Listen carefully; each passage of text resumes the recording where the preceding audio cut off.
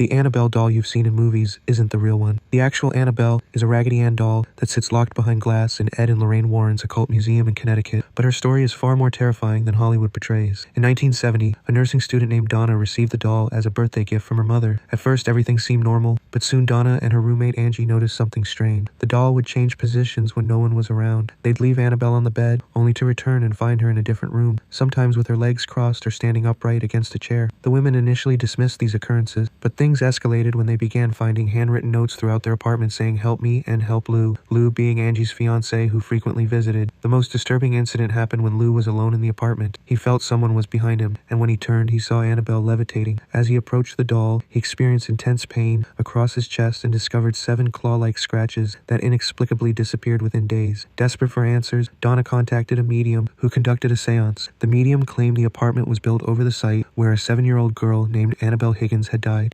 Supposedly, the girl's spirit had attached itself to the doll because she felt comfortable with Donna and Angie. The women, feeling sympathy, gave the spirit permission to inhabit the doll and stay with them, a decision they would soon regret. When paranormal activity intensified, the women contacted Ed and Lorraine Warren, renowned demonologists. The Warrens immediately recognized this wasn't a benevolent child spirit, but something more sinister, a demonic entity manipulating them through the doll. According to the Warrens, demons don't possess inanimate objects. They merely manipulate them to give the impression of possession. The entity's ultimate goal was to possess a human host, and it was using the doll as a conduit. The Warrens took possession of Annabelle and placed her in a specially built case made of holy glass. They had a Catholic priest perform an exorcism and blessing on both the doll and the apartment. During the drive home with Annabelle, Ed Warren claimed their car's brakes and steering failed multiple times, forcing them to sprinkle holy water on the doll to calm the supernatural forces. Even locked away, Annabelle's reign of terror didn't end. A young man visiting the museum once mockingly challenged the doll to scratch him like she did Lou. The Warrens asked him to leave immediately. On his motorcycle ride home, the young man crashed into a tree and died instantly. His girlfriend, who survived, claimed they lost control for no apparent reason. Another visitor, a priest, warned the Warrens to beware of the doll, saying it would be the cause of someone's death. Shortly after, the priest was involved in a near-fatal car accident. When called from the hospital, his first words to Lorraine Warren were, "The doll, it's the doll." The Warrens claimed Annabelle still moves within her case and has been seen levitating. Museum visitors report feeling physically ill or experiencing intense fear when approaching her display. Some claim to see her facial expression change or her eyes follow them around the room. After Ed Warren's death in 2006, Lorraine continued to keep Annabelle secured. Following Lorraine's passing in 2019, the museum closed, but Annabelle remains in the possession of the Warrens' son-in-law, Tony Spera, who maintains the same precautions. Skeptics argue the Annabelle case is merely an elaborate hoax or the product of suggestion and fear. Psychologists point out that dolls often trigger uncanny valley responses, a feeling of unease when something appears almost human, but not quite. This natural discomfort combined with suggestibility could explain many of the reported phenomena. Whether you believe in the supernatural or not, Annabelle's story reminds us of humanity's enduring fascination with the unknown. The real doll may not look as menacing as her movie counterpart, but her legend continues to haunt our collective imagination, proving sometimes the most innocent-looking objects can harbor the darkest stories. The question remains, is Annabelle truly possessed, or is she simply a vessel for our deepest fears?